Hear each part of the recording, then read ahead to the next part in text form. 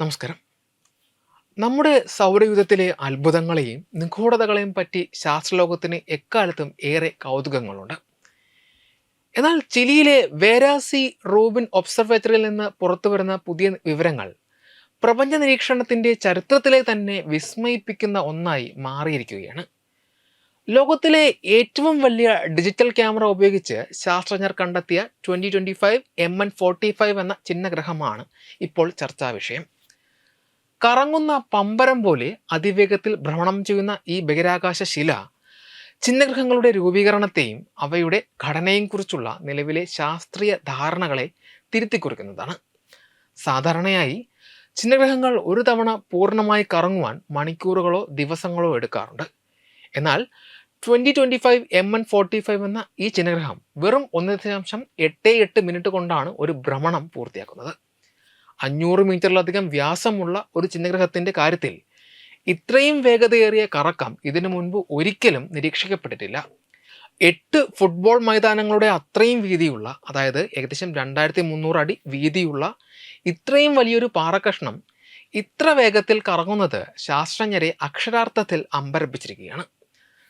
സാമാന്യം വലിയ ഈ ചിഹ്നഗ്രഹത്തിന്റെ ഭ്രമണവേഗതയെക്കുറിച്ചുള്ള പഠനം ദി ആസ്ട്രോഫിസിക്കൽ ജേണൽ ലെറ്റേഴ്സ് എന്ന ശാസ്ത്ര പ്രസിദ്ധീകരണത്തിലാണ് പുറത്തു വന്നത്. ഈ കണ്ടെത്തലിലെ ഏറ്റവും സങ്കീർണമായ വശം 2025 MN45 എങ്ങനെ തകരാതെ നിലനിൽക്കുന്നു എന്നതാണ്. ഭൂരിഭാഗം ചിഹ്നഗ്രഹങ്ങളും റബിൾ പൈൽസ് അഥവാ പാറക്കഷ്ണങ്ങളുടെയും പൊടിപടലങ്ങളുടെയും ഒരു അയഞ്ഞ കൂട്ടമായാണ് കാണപ്പെടുന്നത്. ദുർബലമായ ഗുരുത്വാകർഷണം കൊണ്ട് മാത്രം പിടിച്ചു നിർത്തപ്പെട്ടിരിക്കുന്ന ഇത്തരം ശിലകൾ ഇത്രയും വലിയ വേഗതയിൽ കറങ്ങിയാൽ അവകേന്ദ്ര ബലം മൂലം അവ കഷ്ണങ്ങളായി തെറിച്ചു പോകുമായിരുന്നു. എന്നാൽ ഈ ചിഹ്നഗ്രഹം ചിതറിപ്പോകാതെ ഒരു ഉറച്ച പാറ പോലെ നിലകൊള്ളുന്നു എന്നതിനർത്ഥം ഇതിൻ്റെ ആന്തരിക ഘടന വളരെ ദൃഢവും കെട്ടുറപ്പുള്ളതുമാണ് എന്നതാണ്. ഈ പുതിയ കണ്ടെത്തലിലൂടെ 19ഓളം അതിവേഗ ഭ്രമണകാരികളായ ചിഹ്നഗ്രഹങ്ങളെയാണ് റോബിൻ ഒബ്സർവേറ്ററി തിരിച്ചറിഞ്ഞത്.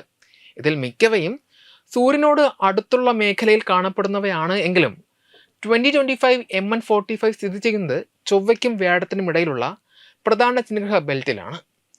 ഈ മേഖലയിൽ ഇത്രയും വേഗത്തിൽ കറങ്ങുന്ന ഒരു കൂറ്റൻ ശിലയെ കണ്ടെത്തുന്നത് തന്നെ ഇത് ആദ്യമായാണ്. ചിലിയിലെ legacy survey of space and time ക്യാമറയുടെ കൃത്യതയും സാങ്കേതിക മികവുമാണ് ഈ കണ്ടെത്തലിലേക്ക് നയിച്ചത്.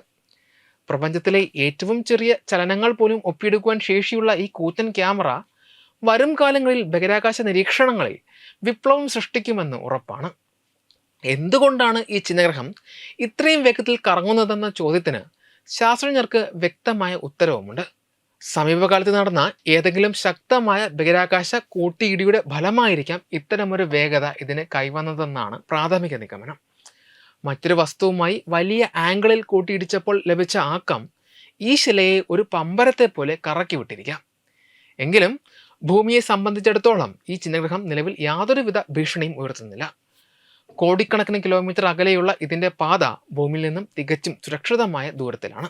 എങ്കിലും ഈ അതിവേഗ ശിലയുടെ ഉത്ഭവത്തെക്കുറിച്ചും സ്വഭാവത്തെക്കുറിച്ചും കൂടുതൽ അറിവുകൾ തേടാനുള്ള ശ്രമത്തിലാണ് ലോകമെമ്പാടുമുള്ള ഗവേഷകർ.